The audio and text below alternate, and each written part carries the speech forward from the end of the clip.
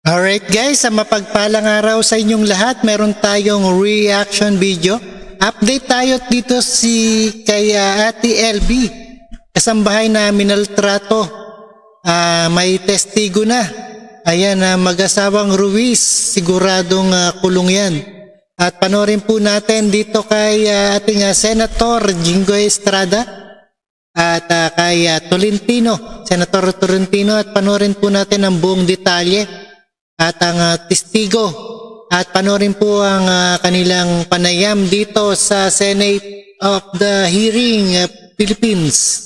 At maraming salamat sa inyong lahat. Don't forget to subscribe this channel, Rob Trip, and hit the notification bell na rin guys.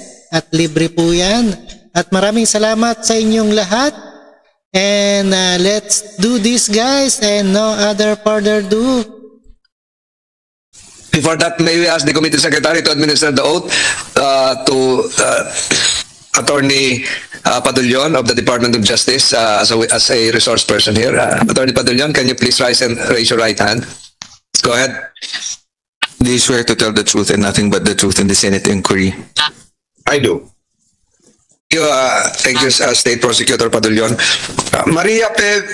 Guillermo Villar, nandito po kayo? Yes po. Pakialis na siguro yung face mask para nahawak namin ng kumiting ito ang iyong sinumpang salaysay.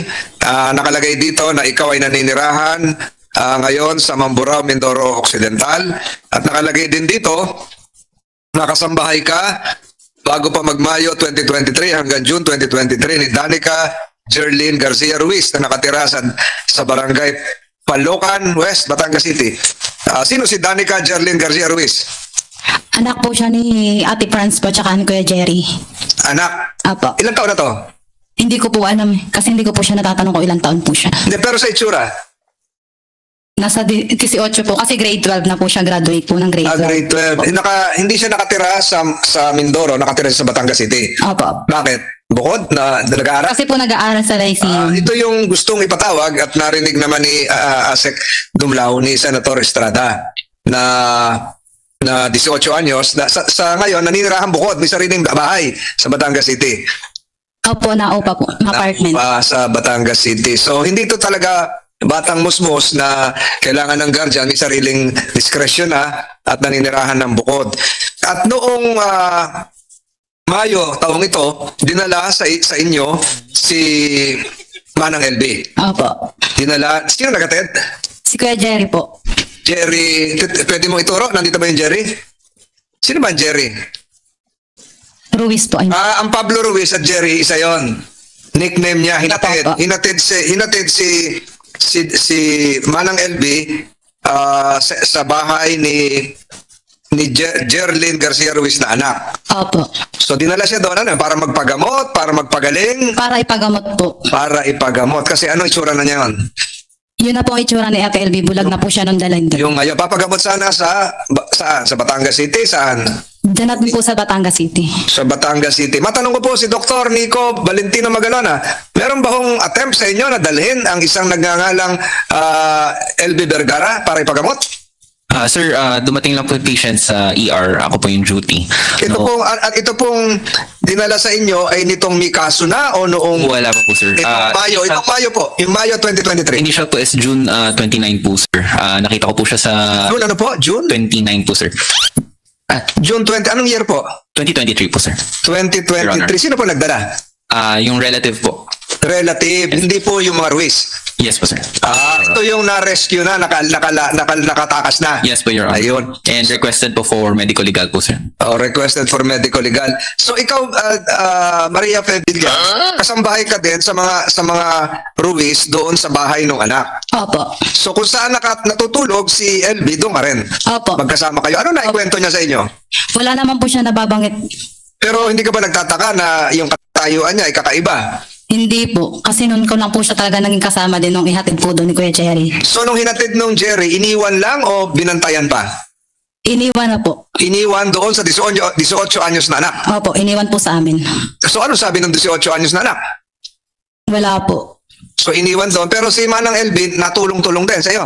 Opo, nagwawalis-walis po siya pag minsan. Nagwawalis din. So, Senator Estrada and members of this committee, it would show that when LB Vergara was transferred apparently for medical assistance to a place in Batangas City to a member of another Ruiz, the member of another household of the Ruiz family, she was also asked to continue the same work as a household helper. Nagwawalis-walis, ano pa? Tutulong din magluto. Hindi na kasi bulag na nga siya. So, Minsan po naglalampaso, siya po ang may gusto nun. naglalampaso. So, umalwan-alwan yung trabaho mo. Maalawa naman po sa Nabawasan. So, ang trato sa kanya bilang kasambahay din ng mga Ruiz. Opo. So, nagtrabaho siya doon. Tapos, meron pong binanggit kayo sa inyong sinumpaang salaysay dahil sa awa nyo kay LB ay kayo ay nag-post sa Messenger kung sino ang nakakakilala, quote-unquote, kung sino po ang nakakilala kay LB Vergara o Silvera Vergara, nandito po siya sa Palyocan West, Batangas City. Kayo po ang nag-post sa Messenger? Actually po hindi po ako nag-post. Sa Messenger lang po, nag-message lang po ako sa mga kapatid ni Ate LB. Pina-search niya po sa akin yung mga pangalan po ng kapatid niya. Tapos, minessage ko na lang po na kung kilala si Ate LB. Kasi po, uuwi pa ako kinabukasan ng Mindoro. Uuwi kayo ng Mindoro. So, nung umuwi ka, naiwan siya mag-isa ron? Hindi ko po siya iniwan. Inantay ko pong makuha siya ng mga kapatid. May dumating na kapatid. Sino yon? Si Ate Baby Lu po at saka si Ate Gloria. Ang Gloria ba ay yung tasing? Ayun, kayo po yung nasa likuran. Kayo po ay nanumparin kanina, di ba? So, kinaon na sila. Kaya kung tinatanong ko, sinundo na. Saka pala nakaalis. 30 pa po ako nakaalis nun. So, kailan dumating yung sinasabing may 20,000? Nung nitong kailan ba? June? June po kami nagpunta na Ate LB sa Simlong po. So, sa madaling salita, nung dumating sa Batangas City si LB, hanggat siya ay makuha ng kanyang mga kamag-anak, yung Baby Lu at anong pangalan ng isa? Gloria po. Gloria, ganong katagal? Bali po nakuha na po si Ate LB ng mga kapatid bago pa po ipaano yung 20,000. Nahuli pa yung 20,000? Nung nakaalis na, tsaka hinabol yung 20,000? Opo. Nasa kapatid na po si Ate LB. Kanino nakarating yung 20,000? Kanino sinabing may 20,000? Doon sa anak? O nalaman mo? Actually po kasama ako. Nalaman nung inaabot yung 20,000. Pero ganito ang tanong ko, ganun katagal simula nung dumating sa Batangas City hanggat makuha uli ng kanya mga kamag-anak si Manang LB? Bali po nakuha po si Ate LB ay 28. Hindi, ganun katagal nga nanirahan? Bali umabot din po ako ng 3 months. March 16 po ako nag-start. June 30 po ako nakauwi. Hindi, si Manang LB, ganun katagal tumira sa Batangas City? 1 month po, mahigit. Mahigit isang buwan. Mahigit isang buwan. So siya ay naging tumulong-tulong din, nagwawalis, hindi na ipagamot. Hindi po. Binigyan ng sweldo sa Batangas City? Hindi po. Hindi rin binigyan. So nung dumating yung mga kamag-anak, nagpasalamat sa iyo at ikaw ang nag-post sa Messenger, kaya siya nakup-kup muli, nakuha na rescue. Yes. Dumulog kayo sa Batangas City Police? Hindi po. Hindi rin. Dumulog kayo sa barangay? Hindi rin po. Ninenervyos ba nun si Manang LB? Nag-iiyak lang po siya. Nag-iiyak dahil baka balikan siya nung amo o ano? Hindi ko po alam. May trauma pa, gano'n, ninenervyos. Opo. May I turn my attention now to State Prosecutor Fadulyon. Yes, Your Honor. Would you believe, this is just hypothetical, would you believe that since the alleged torture and inhumane treatment was started in Mindoro, Mamburao, and thereafter she was turned over to one of the family members, the same members of the family of the employer, and for more than a month she has to endure the same suffering, continuing the same household services as an employee. And apparently, hearing from Mrs. Maria Fevillar, she has endured the psychological trauma. Would you believe, sir, State Prosecutor, that the elements of an alleged crime might be considered as continuing even though in another jurisdiction, not just in Mamburao, but likewise in Batangas City as well? Patuloy po yung kanyang maltreatment hindi lamang doon sa Mamburao dahil nandun pa siya sa pagkandili ng isang miyembro ng pamilya ng Ruiz at hindi rin siya sumusweldo ron, violation din ng batas na binalangkas ni Senator Estrada at siya ay ninenervyo, siya pa rin na nagtatrabaho doon at napilitan na nga mag-post sa Messenger yung kasamahan niya na kasambahay din para siya ay ma-rescue ng kanyang mga kamag-anak. So, meron bang elements ng crime na kung sakali, we're just stating this hypothetically, academically, na nangyari din doon sa Batangas City, aside from Mamburao? Based on the hypothetical question of Your Honor, I would agree, sir, that there are violations. There would be violations and it would transcend one jurisdiction since nalipat ho siya sa ibang lugar, and it would be considered as probably a continuing offense, but it would be an entirely different offense as the one, yung violation ng RA 10361. The new offense, if it is an entirely, paliwanag niyo po yun. Kasi kung continuing offense, di tuloy-tuloy lang yun from the start to the culmination. So, is there another offense committed separate from the original offense in Mamburao, Yes, separate independently and committed in Batangas City? Yes, Your Honor. Again, without prejudice to the ongoing investigation, it would appear from the facts of the case that apart from the violations of yung law, yung 10361, each act of each inhumane treatment may be considered as one act. And if it is transferred, lumipat po siya ng ibang lugar, meron pong ibang posibleng violation din. Kasi if the person was detained against her will, kung hindi niya po gusto at siya po ay pinanatili sa pangangalaga ng pareho ding mga tao o kamag-anak ng mga tao na yon, nagpapatuloy lang po yung pang-aabuso na ginagawa sa kanya. So in that sense po, continuing siya kung nagsimula siya sa isang lugar at inilipat siya sa ibang lugar para ipagpatuloy yung pang-aabuso na yun. Salamat po. Lalong-lalo na kung yung pangako ay dalhin siya sa pagamutan at hindi naman siya dinala sa pagamutan. Ganun ba sinasabi mo, Miss Villar? Hindi siya dinala sa pagamutan? Hindi po, kasi daw po nag-iipon pa ng pampagamot. Nag-iipon pa ng pampagamot. Sila Ate Pans po at saka si Kuya Natanong ko kahit sino po ang sumagot sa inyo, dinala nyo sa Batangas para ipagamot, pero hindi naman maipagamot kasi mag-iipon pa ng pampagamot. Totoo po ba yan? Yes, Your Honor. Kasi po nagdi-deliver lang po kami ng sibuyas. Tapos nung inutang yung sibuyas namin, hindi kami nabayadan. Pero po, Your Honor, June 27, kinausap ko ang Ate LV nung gabi. Sabi ko po, Ate LV, pasensya ka muna, pahintay-hintay muna, maniningil lang ako sa napautang kong sibuyas, tapos ipapagamot kita. Ang sabi po ng Ate LV, yan alam mo Ate LV, ang sabi ko sa iyo, diga po, sabi mo sa akin, sige te, padala mo lang ako ng damit, tapos allowance. Diga po, biniro pa po kita, magkano allowance gusto mo te? Diga sabi mo po, kahit 1,000 lang, 100 lang, pambili ko lang ng merienda. I'm sure hindi nyo nabasa pa itong sinumpa sa laysay ni Miss Maria P. Guillermo Villar. Nabasa nyo na ho?